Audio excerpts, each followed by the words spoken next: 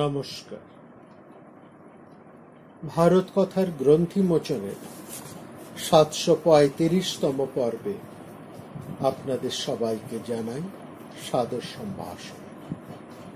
মহামতি অনন্তলাল ঠাকুর মহাশয়ের পরম আশীর্বাদে আমরা প্রতিদিন শুনে চলেছি পূর্ণ ভারত কথা।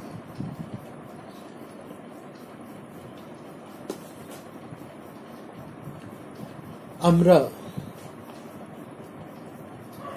মহামতি বিদুরের কথা শুনছি এই স্ত্রী পর্বের মধ্যে।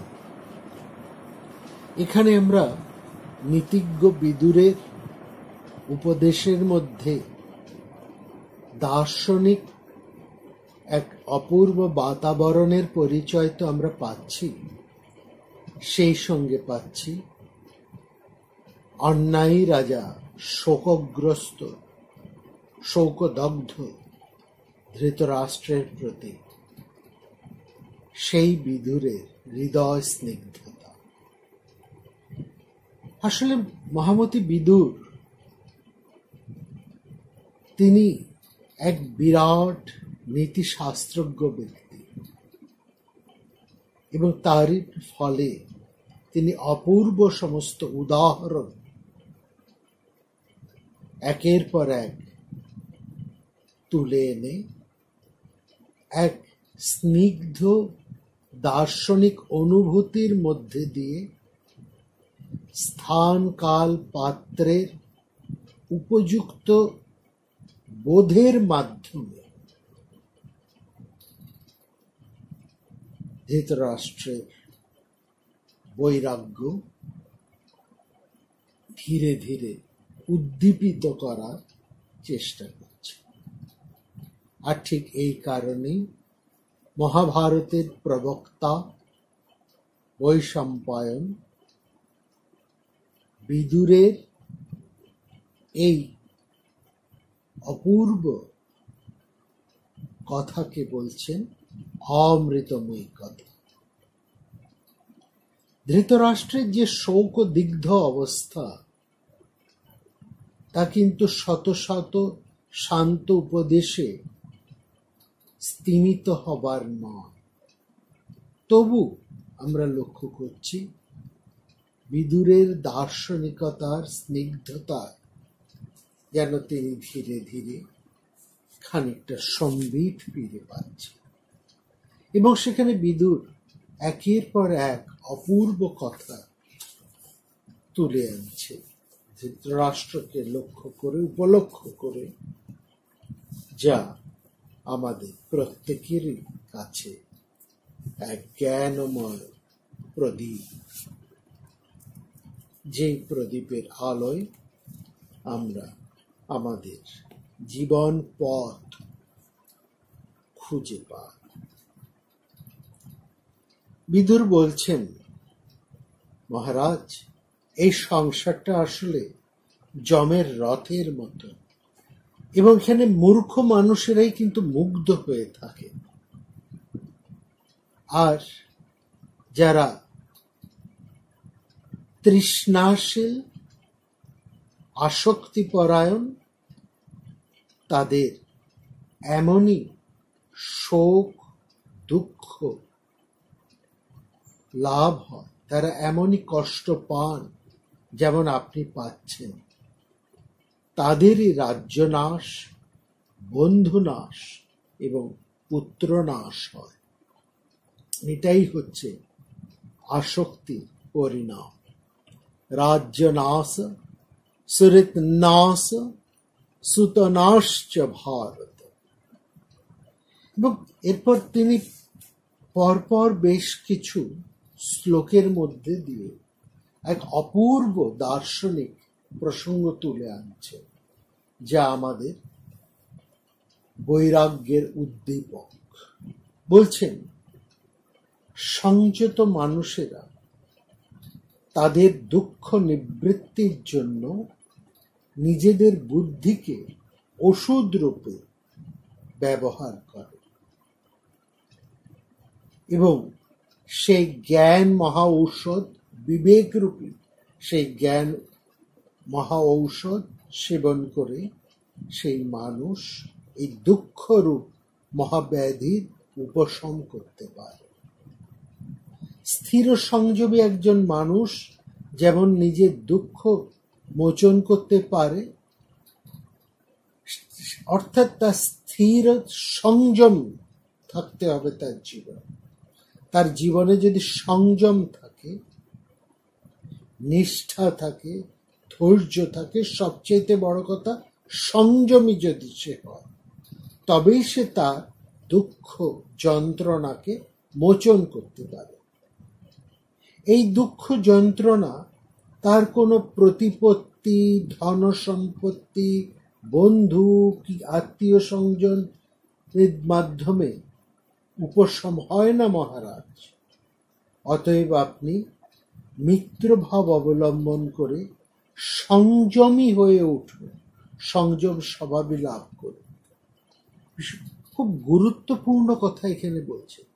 অর্থাৎ আমরা ভালো থাকার জন্য, সুখের জন্য, আনন্দের জন্য আমরা কি করি? আমরা আমাদের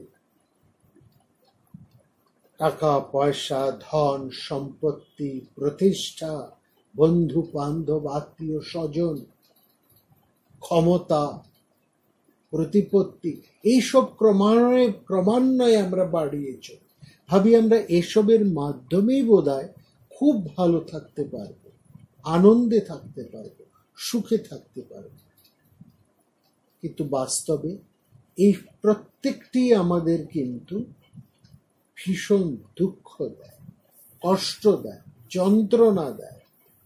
একমাত্র সংযমী মানুষ, বিতৃষ্ণ মানুষ, তৃষ্ণাহীন, তৃষ্ণাশীল তার উল্টো দিয়ে হচ্ছে তৃষ্ণাহীন। তৃষ্ণার্ত বিতৃষ্ণ, আসক্তিহীন মানুষই একমাত্র তার সংসারের যন্ত্রণা, দুঃখ উপশম ঘটাতে পারে। সেই জন্যে আমাদের উচিত হচ্ছে সংসারের সবার প্রতি মিত্রভাব, সবার সাথেই আমাদের সদ্ভাব অবলম্বন করে সংযমী হয়ে থাকার কথা এখানে বলছি। খুব চমৎকার বলে, তস্মাইনত্র সমস্থায় শীলবপদ্য ভারত। বলছে না বিক্রম না চ পার্থ, না মিত্র না সুহৃজ্জনা। বিক্রম নয়, অর্থ নয়, মিত্র নয়, সুহৃদ আত্মীয় স্বজন কেউ নয়। তথোন্মচ্চায়তে দুঃখ যথাত্মা স্থির সংযম। একমাত্র সংযমী মানুষই সেই তার দুঃখ যন্ত্রণা থেকে উপশম করতে পারে। এবং সে যদি এটা করতে পারে, সে যদি ইন্দ্রিয় দমন করতে পারে, সে যদি দাতা হয়, ভোগী না হয়। ভোগীর উল্টো পিঠেই রয়েছে দাতা, দানকারী।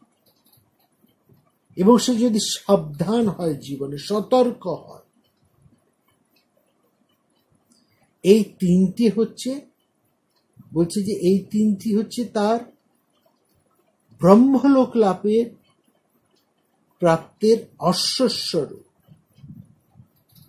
এইগুলো সে যদি অর্জন করতে পারে, অর্থাৎ সংযমী যদি হয়, সে ভোগী না হয়ে সে যদি দাতা হয়, এবং ধর্মানুষ্ঠানে সাবধানতা যদি, অর্থাৎ সাবধানে সে যদি জীবন যাপন করে, ধর্ম অর্থে ন্যায় পরায়ণ, সৎভাবে, অন্যায় না করে, তাহলে সে তার মৃত্যু ভয়, শোক, দুঃখ, যন্ত্রণা, লাঞ্ছনা, বেদনা, শোক সব কিছুকে তবে সে জয় করতে পারে। তাহলেই এখানে বলছে সেই মানুষ তার প্রিয়তম বস্তুকে লাভ করতে পারে। এখানে খুব চমৎকার বলছে যে একজন মানুষের সবচাইতে প্রিয়তম বস্তু কি? বলছে তার আত্মার থেকে অধিক প্রিয়তম বস্তু আর তার কিছু নেই। এই একই কথা আমরা কিন্তু বৃহদারণ্যক উপনিষদের মধ্যেও পাই। মানুষের সবচাইতে প্রিয় হচ্ছে তার নিজে তার এই আত্মা যে তার সবচাইতে প্রিয়। সে মানুষ, সে নিজেকে ভালোবাসে বলেই, তার কাছে সে নিজের কাছে নিজে প্রিয় বলেই, তার প্রিয়ত্বের জন্য সে সংসারে আর সবকিছুকে ভালোবাসে। এই স্বামী, স্ত্রী, সন্তান, যা কিছু, বন্ধু বর্গ, আত্মীয় স্বজন, এই সব কিছুকেই সে ভালোবাসে, কারণ এই ভালোবাসার মধ্যে দিয়ে সে নিজের সুখ অর্থাৎ নিজেকে সে ভালোবাসতে পারে। তার কাছে নিজের থেকে একজন মানুষ আর অর্থাৎ নিজের আত্মার থেকে তার কাছে অধিক প্রিয়তম বস্তু আর কিছু হয় না।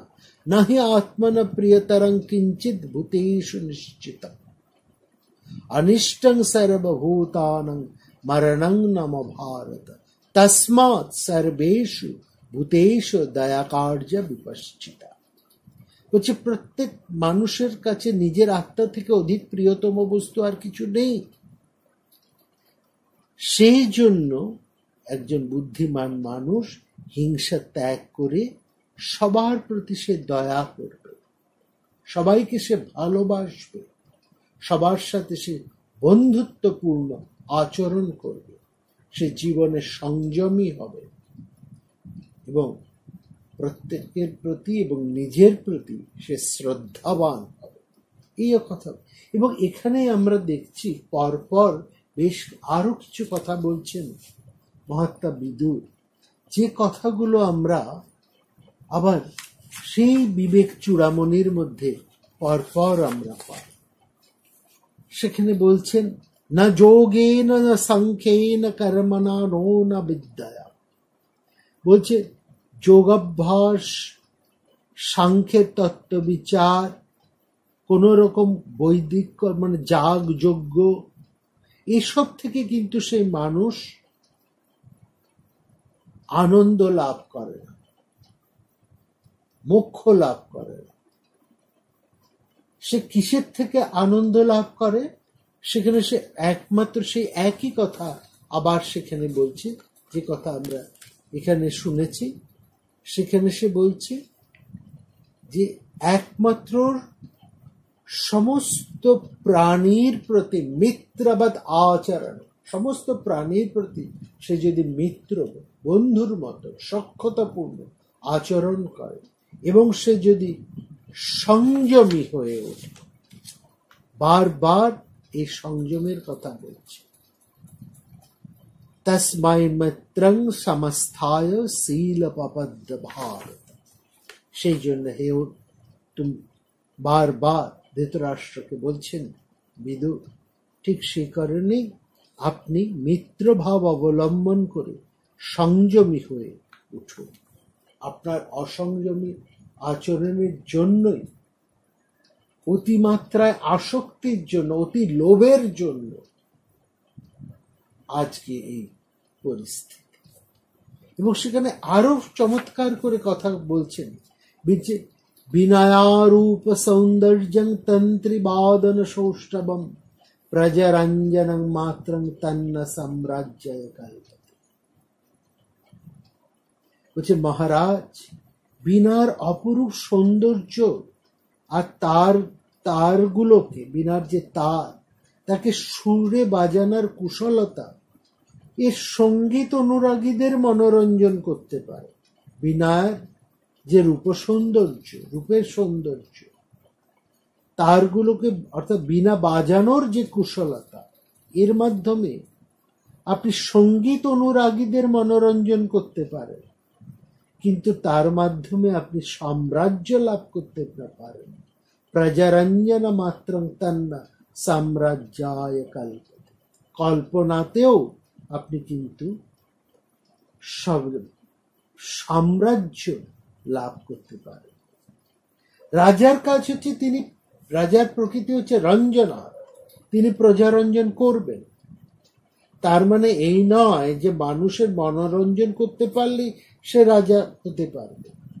রাজা হতে গেলে তাকে সাম্রাজ্য লাভ করতে পারে। এবং সেখানে এই বীণার উদাহরণ তুলে ধরছে, বলছেন একটা বীণা নিয়ে একজন কুশলী শিল্পী সেই বীণার তারের মধ্যে অপূর্ব সুরের ঝংকার তুলে শ্রোতাদের মোহিত করতে পারে, মনোরঞ্জন করতে পারে। তন্ত্রী বাদন সৌষ্ঠব্যম, কিন্তু তাতে তো সে রাজপদের অধিকারী হতে পারে না। অর্থাৎ সেরকম বলছে যে আপনার যদি মহারাজ সংযম না থাকে, আত্মজ্ঞান না যদি থাকে, তাহলে আপনি কিন্তু শোকের পারে, দুঃখের পারে যেতে পারবেন। আপনাকে জীবনে সংযমী হতে হবে, এটাই হচ্ছে মূল কথা। এই জিনিসটাই এই বীণা বাদনের উদাহরণ তুলে ধরে এখানে বলছে।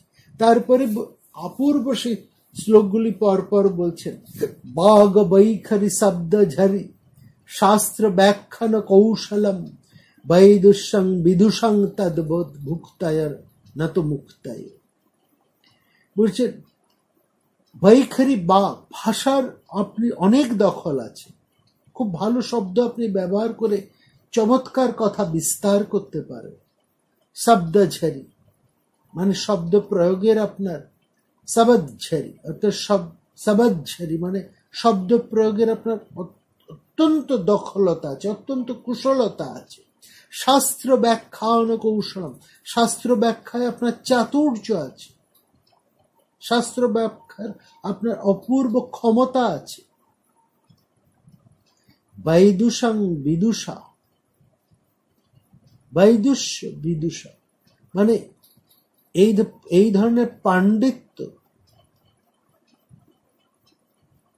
বিদুষা ভুক্তায় তু মুক্তায় না তদ ভুক্তায় তদ্বৎ ভুক্তায় না তু মুক্তায়। বলছে এই সমস্ত ক্ষমতা, এই ভাষার দখল, শব্দচয়নের দক্ষতা, শাস্ত্র ব্যাখ্যার ক্ষমতা, কাব্য অলঙ্কারের পাণ্ডিত্য, এই সমস্ত আপনার ভোগের কাজে লাগবে মহারাজ, কিন্তু এতে আপনি কখনোই মুক্তি লাভ করতে পারবেন না। এই যে আপনার এত সাম্রাজ্য, এখানে কি চমৎকার ভাবে এইসব উদাহরণের মধ্যে দিয়ে বিদুর তুলে দিচ্ছে। বিদুর যে একজন পণ্ডিত মানুষ, দেখুন প্রত্যেকটা শব্দ চয়নের মধ্যে দিয়ে, উপমা চয়নের মধ্যে দিয়ে বিদুর কি চমৎকার ভাবে আমাদের জ্ঞান চক্ষু উন্মিলন করে দিচ্ছে। ধৃতরাষ্ট্রকে আমাদের সামনে দাঁড় করুন, আমাদের প্রত্যেকের অন্তরে যে একজন লোভী ধৃতরাষ্ট্র বসে আছে, তাকে লক্ষ্য করে বিদুর এই কথাগুলোকে বলছে। বলছে যদি তুমি আসক্তি ত্যাগ না করো, যদি তুমি ওই আসক্তির সাধন করে চলো, যেটা আমরা গত পর্বে শুনেছি যে আসক্তি হচ্ছে সেই সাপের থেকেও মহান বিষ। সাপের তো ছোবল খেলে তবে তোমার মৃত্যু ঘটবে, কিন্তু এই আসক্তি কি যদি তুমি কেবলমাত্র তোমার ইন্দ্রিয় দিয়ে দেখো, দর্শন করো, শোনো, তার ঘ্রাণ নাও, তাহলেও সে তোমাকে কিন্তু শেষ করবে। অর্থাৎ মনে মনে আসক্তি পরায়ণ হলেও তোমার কিন্তু পরিণাম এই দুঃখ, যন্ত্রণা, বেদনা, শোক এবং ভয়ঙ্কর থেকে ভয়ঙ্করতম নিকৃষ্ট মৃত্যু, যন্ত্রণা দগ্ধ মৃত্যু। সেখানে বলছেন যে তোমার জীবনে এত সব থাকতে পারে। ধৃতরাষ্ট্র কত কি আছে, তাকে বলা হয়েছে প্রজ্ঞা চক্ষু, তার এত প্রজ্ঞা আছে। প্রজ্ঞা থাকলে কি হবে, তার জীবনে তো সদাচার নেই। তিনি ভালো রাজ্য পরিচালনা করতে পারেন, অনেক জ্ঞান তার আছে, তার অনেক ভাষার দক্ষতা আছে, শব্দ প্রয়োগের কুশলতা আছে, তিনি তার শাস্ত্র তিনি জানেন, বহু শাস্ত্র জানেন, এই জন্য তাকে বলা হচ্ছে প্রজ্ঞা চক্ষু। কিন্তু এই প্রজ্ঞা দিয়ে তো তিনি নিজেকে রক্ষা করতে পারলেন না, কারণ এগুলো সবই তার বাইরে, বহিস্থ, অন্তস্থ নয়। তার চরিত্রের মধ্যে এগুলো নেই, এগুলো সবই তার বাইরের ব্যবহার। সেজন্য এই জন্য বলা হচ্ছে এই সমস্ত জিনিস দিয়ে তদ্বৎ বৈদুষ্য বিদুষং, ভুক্তায় তু মুক্তায় না, না তো মুক্তায়, তদ্বদ ভুক্তায় না তো মুক্তায়। পরা, পশ্যন্তি, মধ্যমা, বৈখরি, এই সমস্ত শব্দের বাক্যের 4 রকমের বিভাগ, এত কিছু সে জানে। খুব শাস্ত্র ব্যাখ্যায় সে পাণ্ডিত্য আছে, কিন্তু তার যদি সদাচার না থাকে, সংযম না থাকে, সে যদি ভোগী হয়, আসক্তি যদি থাকে, কিন্তু তাহলে তো সে যন্ত্রণার থেকে, শোক থেকে মুক্ত হবে না। এইখানে আরেকটি বলছেন, ঠিক পরের শ্লোকটি বলছে আরো গুরুত্বপূর্ণ, বলছে সবদ জালং মহারণ্যং চিত্ত ভ্রমণ কারণম अतः प्रजात्मत तत्त ज्ञात आत्मन तत्तं ज्ञातव्यम तद ज्ञातम तत्त आत्मन। বলছে অনেক শাস্ত্রে অনেক শব্দের প্রয়োগ একটা শব্দ জালের সৃষ্টি করছে। শব্দ জালং মহা আরণ্যম চিত্ত ভ্রমণ কারণম।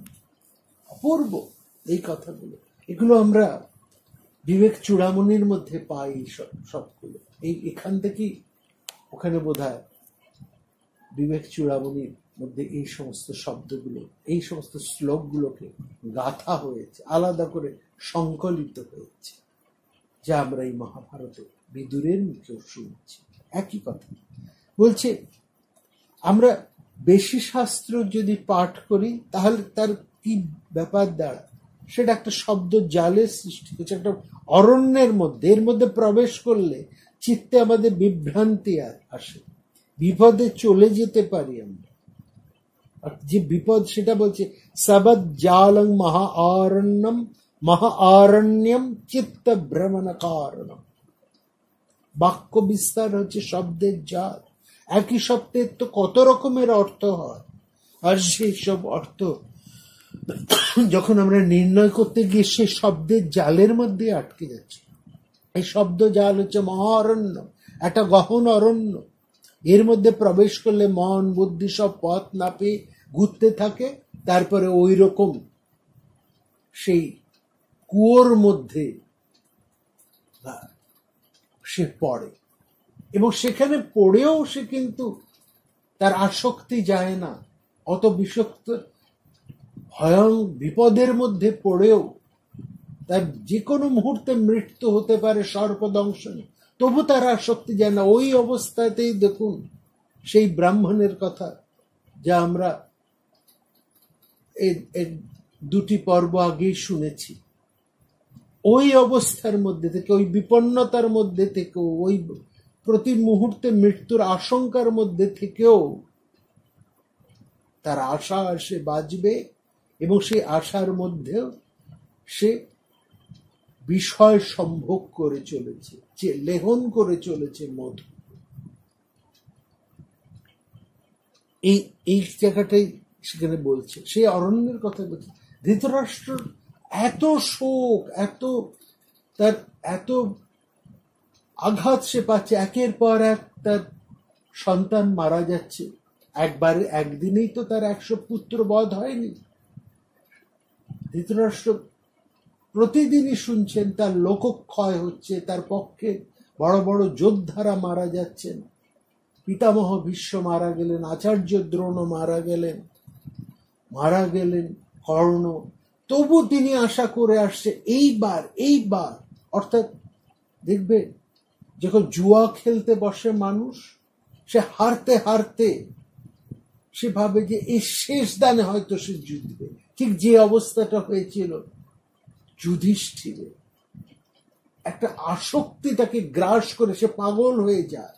সে ভাবে সব হারিয়ে, তখন তাকে যেন গ্রাস করে সে নেশা। সে ভাবে এটাই পারলাম না, পরেরটাই নিশ্চয়। ঠিক একই রকম ভাবে যে মহাভুল যুধিষ্ঠির করেছেন ওই পাশা খেলায় বসে, একই ভুল করেছেন ধৃতরাষ্ট্র। এই 18 দিনের যুদ্ধে এক এক করে তার পক্ষের সমস্ত বীরেরা, তার পুত্ররা, তার আত্মীয় পাত্র মিত্র, এমনকি এক এক করে তার সন্তানেরা মারা যাচ্ছে। তবু সে আশা করে যাচ্ছে যে এক জিতবে। তার আশা একেবারে শেষ বিন্দু পর্যন্ত। ওই অশ্বত্থামা, কৃপাচার্য, কৃতবর্মা, সেই সময়ও তার আশা আছে এই বোধহয় আমার ছেলে জিতে যাবে, বোধহয় অশ্বত্থামা একটা কিছু করবে। এটাই হচ্ছে সংসারের আসক্তি। আসক্তি কতটা প্রবল হতে পারে, কত ভয়ঙ্কর সে হতে পারে, কত গহন দুর্মূর হতে পারে, কত তীব্র হতে পারে, তারই উদাহরণ এই মহাভারতের যুদ্ধ। আর সেখানে প্রতি মুহূর্তে ভাবছেন, হারতে হারতে তার সব কিছু নষ্ট হয়ে যাচ্ছে, মারা যাচ্ছে একের পর এক, তবু ধৃতরাষ্ট্র আশা করছেন এবার বোধহয় আমি জিতবো, এবার আমি জিতবো, এবার হয়তো একটা কিছু পরিবর্তন হবে। তার এত আসক্তি। এই মহাভারত কিন্তু একবার যুধিষ্ঠিরের মধ্যে দিয়ে, আরেকবার ধৃতরাষ্ট্রের মধ্যে দিয়ে আমাদের এই আসক্তির ভয়াবহ ছবি তুলে ধরেছে।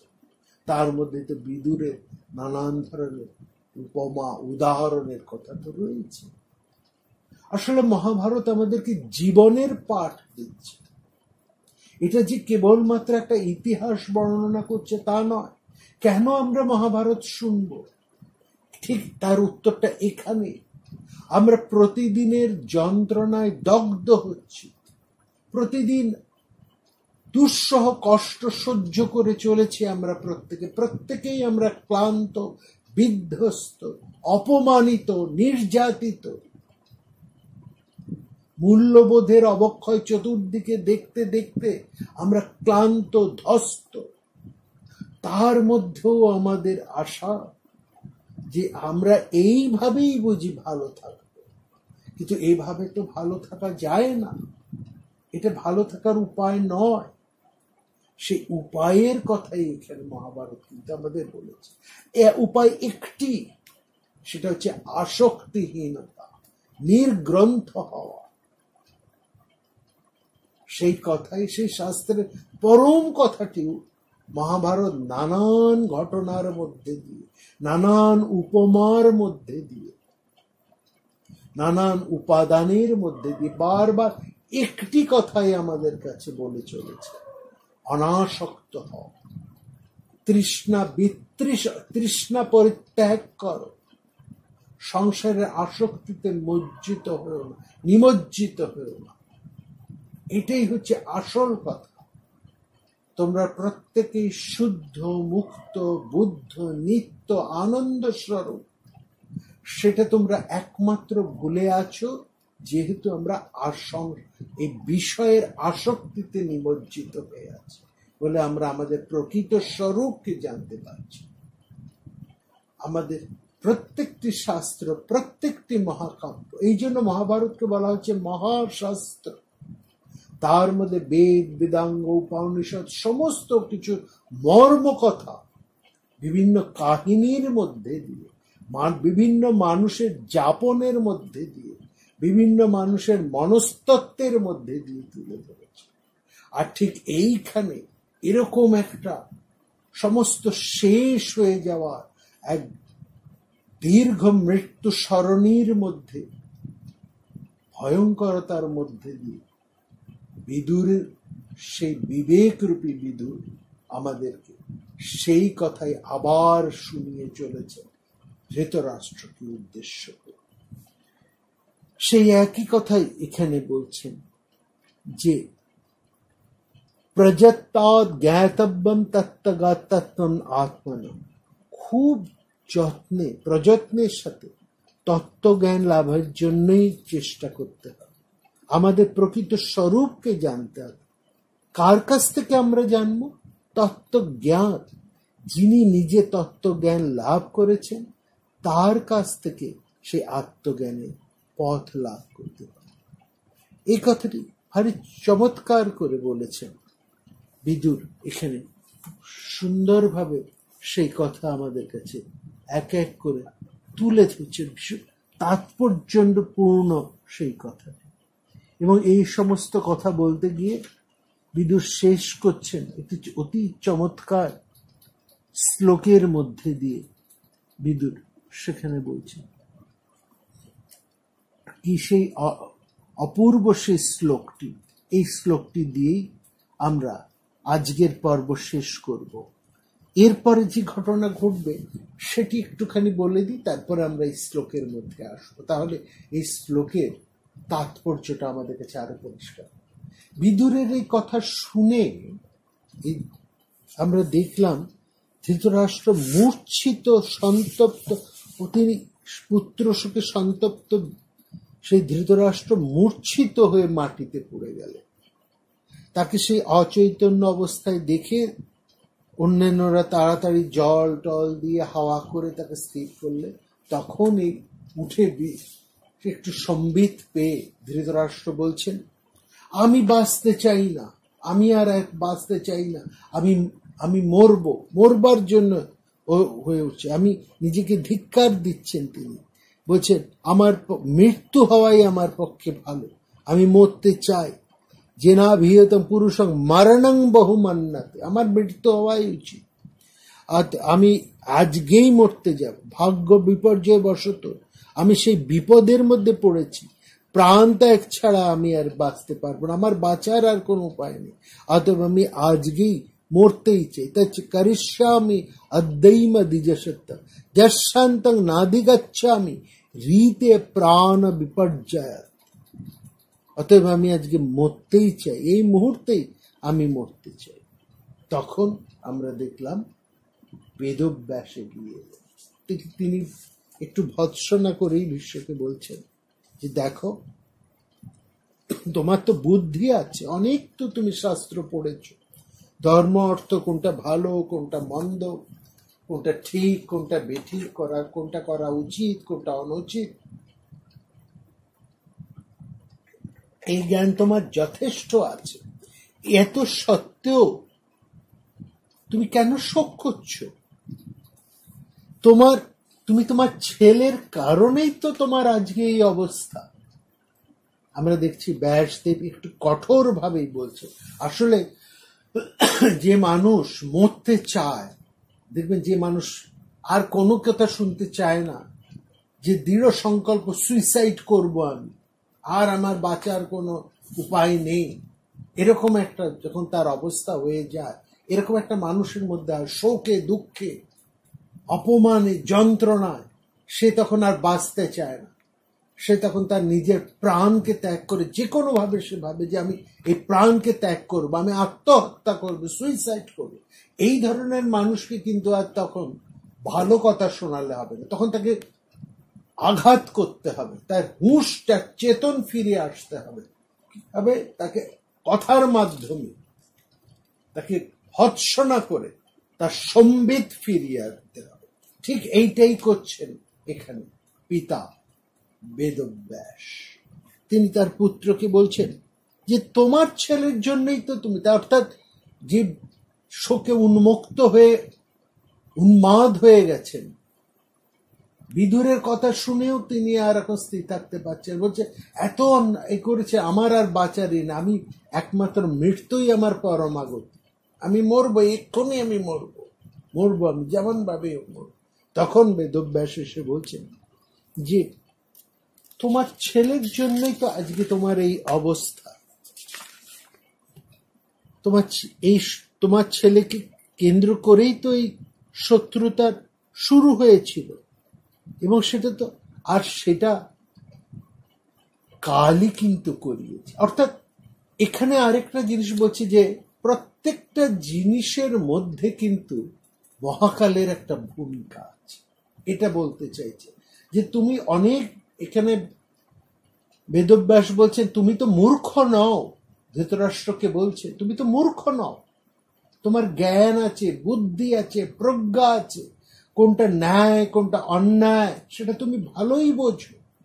তা সত্ত্বেও তুমি তোমার পুত্রকে এত অন্যায় করে তুলেছ, তাকে এত প্রশ্রয় দিয়েছ,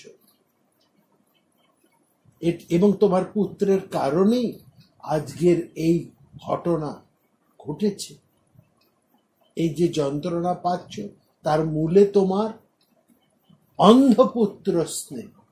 কিন্তু বলেই বলছেন, দেখো তোমার এত জ্ঞান থাকা সত্ত্বেও, এত প্রজ্ঞা থাকা সত্ত্বেও তুমি এইরকম আচরণ কেন করেছো জানো?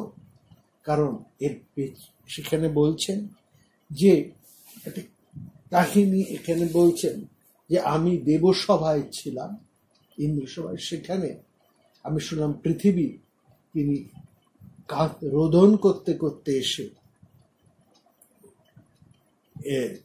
দেবতাদের কাছে এসে বলছেন যে আমি আর সহ্য করতে পারছি না, পৃথিবী এত পাপে ভরে গেছে যে আমার পক্ষে এত অন্যায়, এত অবিচার আর সহ্য করা সম্ভব না।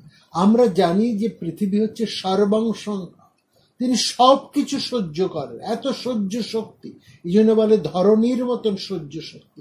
সেই পৃথিবী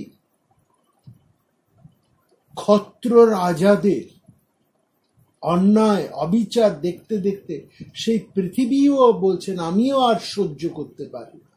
যিনি সমস্ত কিছু সহ্য করার একটা বিশাল গুণ, সমস্ত কিছু যিনি সহ্য করেন, সেই পৃথিবীও বলছে আমি আর সহ্য করতে পারি না। অর্থাৎ সেই সময় এই জায়গার এই কথাটার মধ্যে দিয়ে সেই ইতিহাসকেই, সেই ঘটনাকেই তুলে ধরছে। এই যে এইটিকে রূপকার্থের তাৎপর্যটাকে যদি আমরা দেখি, আমরা দেখছি যে সেই সময় ক্ষত্রিয় কুল এত প্রমাদী হয়ে উঠেছিল, এত অত্যাচারী, এত দাম্ভিক, এত দর্পী, এত অন্যায়ী হয়ে উঠেছিল যে এদের ধ্বংস অনিবার্য ছিল। কিন্তু যে কোনো এই সমস্ত, সেই আমরা লক্ষ্য করছি কৃষ্ণের থেকে যদি দেখুন, সে কংস, জরাসন্ধ, এই সময় থেকে একটা অন্যায় স্রোত যেন চলেছে। শিশুপালের মতন মানুষের অংশক, ডিম্বক, সমস্ত বড় বড় ক্ষত্র পুরুষেরা, তারা অন্যায় হয়ে উঠেছে। শক্তিমান একাধারে, কিন্তু তাদের শক্তির মূল হচ্ছে অন্যায়।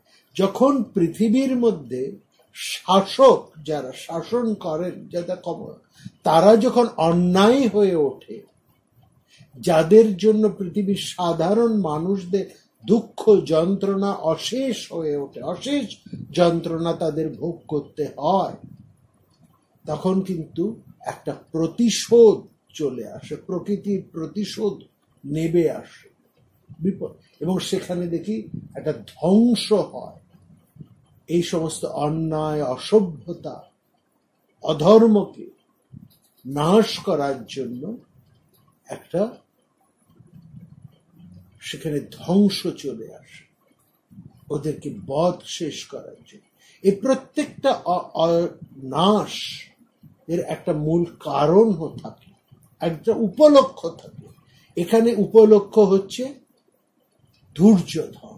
এই জন্য বলা হয় দুর্যোধন হচ্ছে কলির অংশে জন্ম। কলি মানে ধ্বংস, ধ্বংসের মূল বীজ হচ্ছে দুর্যোধন।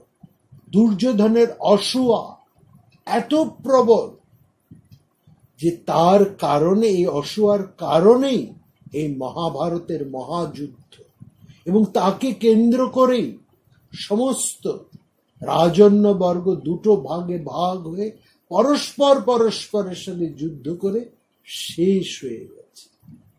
সেই কথাটাকেই এখানে তাৎপর্যপূর্ণভাবে পুত্র ধৃতরাষ্ট্রকে বলছেন বেদব্যাস, তুমি মরতে চাইছ, মরে কি তোমার সবকিছু হবে? তুমি ভুলে যাচ্ছ তোমার পুত্রের কারণে এই মহাযুদ্ধ, এবং তোমার পুত্রকে উপলক্ষ করে সমস্ত অন্যায় গোষ্ঠীগুলো একত্রিত হয়েছিল, এবং তার ফলে আসলে যুদ্ধ যখন হয় তখন আমরা তো বারবার বলেছি কোনো পক্ষই জেতে না। যারা যুদ্ধ করে আর যারা যুদ্ধ করে না, উভয়ই মারা যায়। ভালো মন্দ কেউ সেখানে রক্ষা পায়। পাণ্ডবদের যেমন সব মাত্র 7 জন বেঁচে আছে, কৌরবদের মাত্র 3 জন বেঁচে আছে। ধৃতরাষ্ট্রের যেমন শতপুত্র শেষ হয়ে গিয়েছে, তাদের বন্ধু বান্ধব পাত্র মিত্র অমাত্য জ্ঞাতি কেউ নেই, পাণ্ডবদেরও একই অবস্থা। দুই পক্ষই সমগ্র ভারত শ্মশান হয়ে গেছে। আমরা পরের পর্বেই সেই শ্মশানের ছবি দেখব। কি কবি কি অনুপম ভাবে সে হৃদয় বিদারক মর্মন্তক ঘটনাকে এঁকেছে সেখানে। আর ঠিক এখানে দাঁড়িয়েই বিদুর একটি অপূর্ব শ্লোক এখানে উচ্চারণ করলেন, সেটি হচ্ছে খুব চমৎকার। বলছেন, নির্বিকল্পম অনল্পনম অক্ষরং যৎস্কর অক্ষরং বিলক্ষণম পরম নিত্যম অব্যয় সুখম নিরঞ্জনং ব্রহ্ম তত্ত্বমসি ভাবয় আত্মা। এই ব্যাসদেবের কথাটিকে তুলে ধরেই বিদুর এখানে বলছেন, নির্বিকল্পম অনল্পনম অক্ষরং যৎস্কর অক্ষর বিলক্ষণম পরম নিত্যম অব্যয় সুখম নিরঞ্জনং ব্রহ্মম তত্ত্বমসি ভাবয় আত্মা। বলছেন নির্বিকল্পম অনল্পম, যার কোনো বিকল্প নয়, যিনি অল্প নন, যিনি অসীম। নির্বিকল্পম, যার কোনো বিকল্প নেই। এবং অনল্পম, যিনি অল্প নন, অর্থাৎ যিনি অসীম। অক্ষরং, যার কোনো ক্ষয় নেই। স্খর অক্ষর বিলক্ষণম, এই ক্ষয়িষ্ণু সংসার এবং ক্ষয়হীন সংসার শক্তি থেকে যিনি আলাদা, যিনি এই সংসারের সাথে যুক্ত হয়ে নেই, এই ক্ষয়িষ্ণু ক্ষয়হীন সংসার থেকে যিনি সম্পূর্ণ আলাদা ভিন্ন, সেই সর্বোত্তম পরম নিত্যম, যিনি নিত্য, অব্যয় সুখম নিত্যানন্দ স্বরূপ, নিরঞ্জন মানে যার কালিমাহীন, অঞ্জন শব্দের অর্থ হচ্ছে কালী, কালিমাহীন যিনি, অঞ্জন নিরঞ্জনম, যিনি কালিমাহীন। ইয়দ ব্রহ্ম, সেই ব্রহ্মকে তুমি ধ্যান কর। এটা যেন ধৃতরাষ্ট্রকে উদ্দেশ্য করে আমাদের সবার উদ্দেশ্যে সেই বিদুর সেই মহামন্ত্র উচ্চারণ করলেন। নির্বিকল্পম অনল্পনম অক্ষরং যৎস্কর অক্ষর বিলক্ষণম পরম নিত্যম অব্যয় সুখম নিরঞ্জনং ব্রহ্ম তত্ত্বমসি ভাবয় আত্মা। যার কোনো বিকল্প হয় না, যার কোনো সীমা নেই, যিনি অসীম অক্ষয়, যিনি এই ক্ষয়িষ্ণু সংসার নন এবং এই সংসারের পেছনে যে অনায়াসী শক্তি আছে তাও তিনি নন, যিনি সর্বোত্তম শাশ্বত নিত্যানন্দ স্বরূপ, সেই কালিমাহীন অঞ্জনহীন সেই যে ব্রহ্ম, তিনি হচ্ছেন তুমি, তত্ত্বমসি, তুমি হচ্ছে সেই, এবং সেই ভাবকেই অন্তরে তুমি ধ্যান করো। আমরা বলেছি মহাভারতের মধ্যে সমস্ত ভারতবর্ষের সব দর্শন, সব ভাব এখানে রয়েছে। এখানে দেখুন সেই বেদান্তের তত্ত্বমসি চূড়ান্ত শ্লোকটি কথাও কিন্তু এখানে রয়েছে। বলছেন সেই এখানে সেই অপূর্বতার কথা বলছি। নিত্যম অব্যয়ম সুখম নিরঞ্জনম ব্রহ্ম তত্ত্বমসি, তুমি হচ্ছে সেই। তুমি কে? এতক্ষণ মহামতি বিদুর আমাদেরকে ধৃতরাষ্ট্রকে উদ্দেশ্য করে লক্ষ্য করে তিনি অনেক কথা, অপূর্ব কথা বলছেন, কি করে শোকের পারে যাওয়া যায়। আসক্তিহীনতার কথা তিনি একের পর এক নানা উপমার মধ্যে দিয়ে তুলে ধরেছে, নানা উপমার মধ্যে দিয়ে আমাদেরকে সেই আসক্তিহীন বৈরাগ্যে প্রতিষ্ঠিত করার চেষ্টা করেছে। করে শেষকালে এই অধ্যায়ের শেষে সেই চূড়ান্ত মহাবাক্যটি তিনি উচ্চারণ করলেন, নিত্যম অব্যয়ম সুখম নিরঞ্জনং ব্রহ্ম তত্ত্বমসি। তুমি হচ্ছে সেই,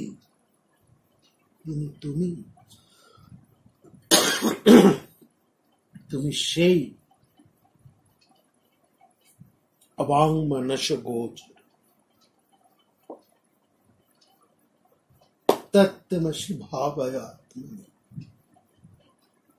তুমি সেই ভাবে ভাবিত হও। আসল কথা এটাই, আমরা যা ভাবি, যা অনুধ্যান করি, যা চিন্তা করি, আমরা ঠিক তাই হয়ে যাই। যদি আমরা ভাবি আমরা অক্ষম, দুর্বল, তাহলে আমরা তাই হব। কিন্তু বিদুর বলছেন তুমি তো তা নও, তোমরা তা, তুমি হচ্ছে সেই অবাং মানস গোচর তত্ত্ব। এই ভাবনা তুমি সবসময় ধ্যান করো, মনের মধ্যে ধরে রাখতে পারো, তাহলে একদিন তোমার সঠিক উপলব্ধি হবে যে তুমি সেই নির্বিকল্পম অনঅল্পম অক্ষরম, যার কোনো বিকল্প নেই, যিনি কোনো কিছুর মতো নয়, না অল্প, যিনি অসীম, যা অক্ষরম, যার ক্ষয় নেই, যৎক্ষর অক্ষর বিলক্ষণম পরম, যার কোনো পরিবর্তন নেই, ক্ষয় নেই, যিনি অক্ষর, সেই হচ্ছে তুমি। নিত্যম অব্যয়ম সুখম, সব অব্যয় সুখম, অস্থায়ী সুখ না, সর্বানন্দময় তুমি, সবসময় তুমি আনন্দ স্বরূপ। সে আমাদের পরম শুদ্ধ মুক্ত নিত্য আনন্দময় সত্তার কথা, তারই ধ্যান করতে বলছেন। কালিমাহীন নিরঞ্জন, যার রঞ্জন নেই, এইরকম যে ব্রহ্ম, সেটাই হচ্ছে তুমি তত্ত্বমসি। এই ভাবনাকেই তুমি তোমার মধ্যে ধরে রাখো, তারই ভাব, সেটা ভাবতে ভাবতে তুমি তাই হয়ে যাবে। কিন্তু এই ভাবনার আগে, এই ভাবনার অধিকারী হবার আগে কিন্তু আমাদের একটি জিনিসের প্রয়োজন, একটি জিনিস আমাদের করতে হবে, একটি সাধন, সেটা হচ্ছে সমস্ত আসক্তি ত্যাগের অনাসক্তির সাধন। আসক্তিহীন হয়ে তারপরেই সেই শুদ্ধ বুদ্ধ নিত্য মুক্ত আনন্দ স্বরূপে ধ্যান করে। এই জন্যেই বৈশম্পায়ন বিদুরের এই কথাকে বলেছে অমৃতময়ী কথা। সেই অমৃতময়ী কথাই পরিবেশন করে চলেছে মহাভারত আমাদের সামনে, জ্ঞানময় প্রদীপের মতো, যা আমাদেরকে প্রতি মুহূর্তে উজ্জ্বল ভাস্বর করে তুলছে। আমরা যেন কখনোই এই ভারত কথা হতে বিচ্যুত না হই, কখনো যেন আমরা নির্ভারত না হই। সবাই ভালো থাকবেন। নমস্কার।